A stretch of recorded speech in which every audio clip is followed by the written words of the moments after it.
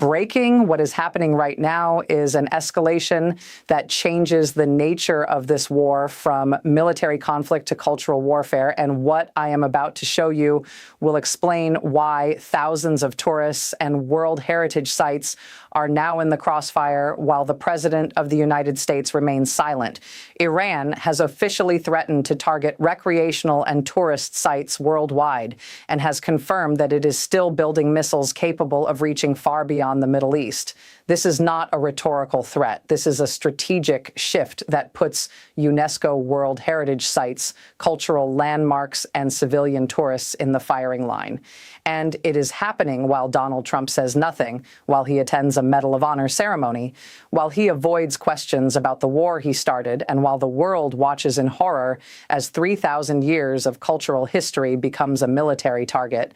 I need you to stop scrolling and listen very carefully, because in the next 20 minutes, I am going to show you the exact threat issued by Iran, the UNESCO sites already damaged, the tourists at risk, and the silence from Washington that amounts to complicity.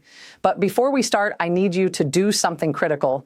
If you have ever visited a UNESCO site, if you care about cultural heritage, if you believe that history belongs to all humanity, not just to combatants in a war drop, a comment right now and share this video, because this affects every country, every culture, every person who believes that some things should be off limits in war. And if you have not subscribed, hit that button now, because this story is being buried under official statements and algorithm suppression, and I do not know how long this will stay up. Let us start with the threat itself, because words matter when they come from a government with ballistic missiles and a willingness to use them on March 20th.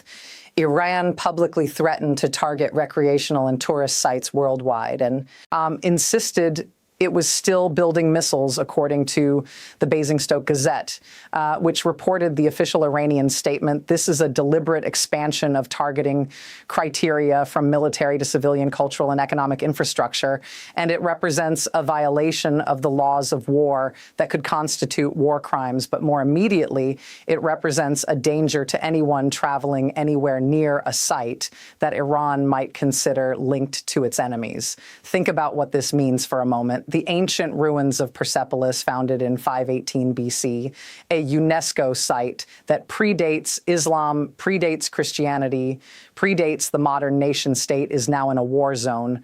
The Golistan Palace in Tehran, often compared to Versailles for its architectural significance, has already suffered damage, according to UNESCO Director Lazar Elundu Asomo, who confirmed that the palace has been affected by strikes, with images showing piles of smashed glass and shattered woodwork on the floor, the Nagshi. Jahan Square in Isfahan, a 17th century architectural jewel in the heart of the city, has been damaged, according to Iran-owned Cultural Heritage Ministry, which reported that at least 56 museums and historic sites across the country have been hit, with 19 in Tehran alone suffering varying levels of harm. And the prehistoric sites of the Khoramabad Valley have also suffered damage, with buildings close to the buffer zone hit by military action. And this is not accidental. This is the result of a war that has erased the distinction between military and civilian targets.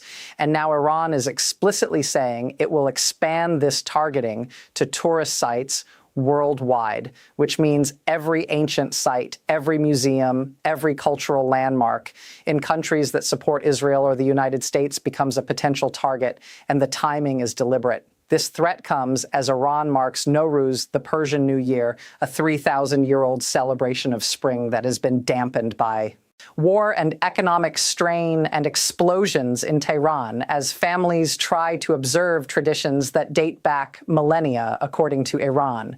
International families have abandoned the usual preparations. No carpet washing, no house cleaning, no planting of sabzeh, the sprouting wheat that represents renewal, because they are looking at the sky waiting for the next strike. And that is the context for this threat. A nation that sees its own culture under attack, threatening to export that destruction to the cultural sites of others.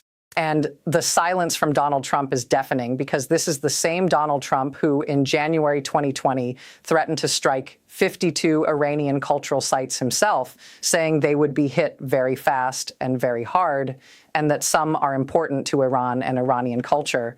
And at the time, he was warned by his own Secretary of Defense, Mark Esper, that the U.S. would follow the laws of armed conflict and would not target cultural heritage. And Trump eventually backed down, saying he liked to obey the law. But now he is silent as Iran makes the same threat he once made.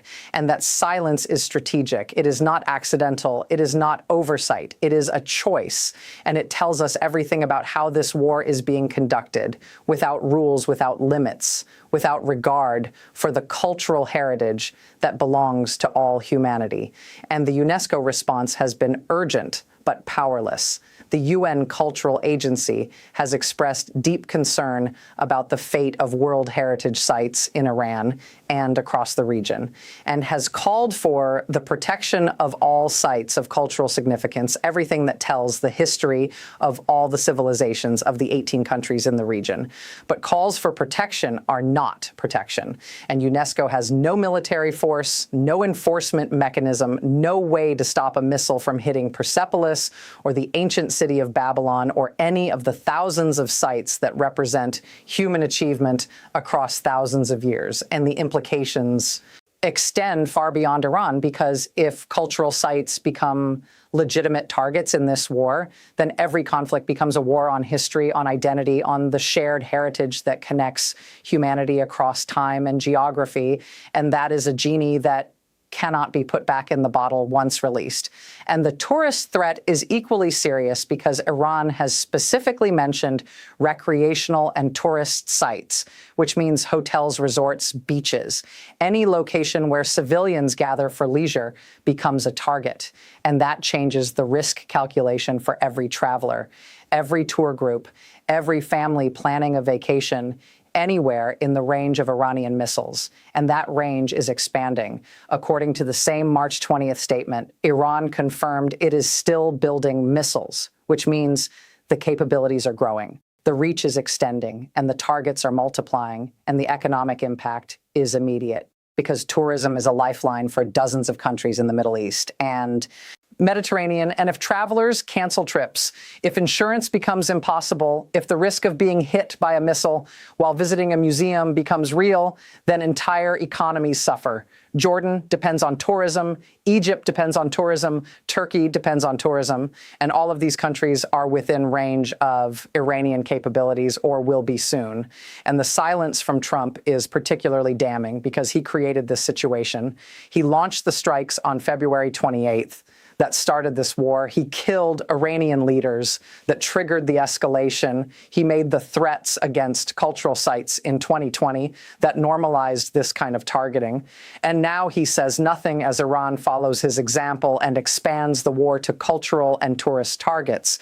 And his schedule tells the story while all this is unfolding, while UNESCO is warning, while Iran is threatening, while cultural sites are being damaged. Trump is attending a Medal of Honor ceremony, speaking about the cost of conflict, but not about the cost to culture, not about the threat to tourists, not about the danger to world heritage. And that is not leadership. That is avoidance. That is a refusal to confront the consequences of actions that have spiraled beyond control. And the military reality is that these sites cannot be protected. The U.S. cannot put missile defense around every ancient ruin. Israel cannot guard every museum. And Iran knows this. They know that the threat alone changes behavior, that travelers will stay home, that economies will suffer, that the cultural cost of this war will be measured in centuries of lost heritage. And that is the point they are making, that the cost of opposing Iran is not just military, it is civilizational. And that is a cost that Trump did not calculate when he launched this war. He thought in terms of strikes and counterstrikes, of military advantage, of showing strength, but he did not think about Persepolis, about Golistan, about the 3,000 years of Nowruz traditions. that are being shattered by explosions in Tehran. And now he has nothing to say, because there is nothing to say that would make this better, that would undo the damage, that would restore the sites that have been hit, or protect the ones that are threatened. And the allies who might have helped are staying away. NATO has refused to join the war. Japan has cited legal constraints. Germany has called it a non-NATO matter.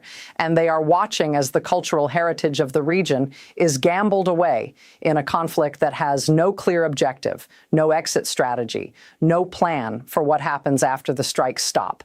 And that is the tragedy here. Not just that sites are being damaged, but that they are being damaged for no clear purpose, that the war that is destroying them has no definition of victory, no path to resolution, no vision for what comes next. And the Iranians who are suffering are not just military personnel.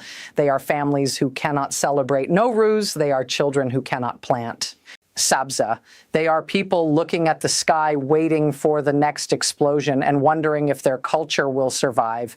And now Iran is saying that if they suffer, others will suffer too, that their cultural loss will be shared, that the world will lose what they are losing. And that is not justice, that is revenge, that is not war, that is terrorism. And Trump's silence is the silence of a man who has no answer for what he has created, who cannot defend the indefensible, who cannot explain why cultural sites are being targeted, why tourists are being threatened, why 3,000 years of history is now in the crossfire. And the media silence is equally culpable, because this should be the lead story on every broadcast. The protection of world heritage should be a priority for every government. The threat to tourists should trigger travel warnings and evacuations. And instead, we get Medal of Honor ceremonies and official statements about military progress while the cradle of civilization burns. And that is why I am making this video, because someone has to say what is happening. Someone has to name the threat. Someone has to demand that cultural sites be protected, that tourists be warned, that this war be stopped before it destroys what cannot be replaced. And I am asking you to help me do that by sharing this video, by commenting, by subscribing, by making sure that this story cannot be buried by algorithms and official narratives, because the stakes are too high. Persepolis is too important. Golistan is too important. The 3,000 years of Nowruz tradition is too important to lose to a war that has no purpose, no end, no justification. And the question is, what will we do about it? Will we watch in silence as Trump does? Will we accept that cultural sites are now military targets? Will we pretend that this is normal, that this is acceptable, that this is just another aspect of modern war? Or will we speak out? Will we demand protection? Will we say that some things belong to all humanity and cannot be sacrificed to political ego and military miscalculation? What would you do if you were standing in the ruins of Golistan Palace right now, surrounded by smashed glass and shattered history? Would you stay silent? Would you accept this as the cost of conflict? Or would you demand answers, demand protection, demand that this war end before it destroys everything? Who do you trust to protect world heritage? The president who threatened cultural sites himself and now says nothing, or the international organizations who have no power to stop the destruction? Will you speak out? Will you share this? Will you make sure that the world knows what is happening to our shared cultural heritage before it is too late? Drop your answers in the comments below. Subscribe for updates as this situation develops, because I will keep reporting as long as I can. And stay vigilant, because the war is expanding, the targets are multiplying, and the silence from those who could stop it is killing. Our history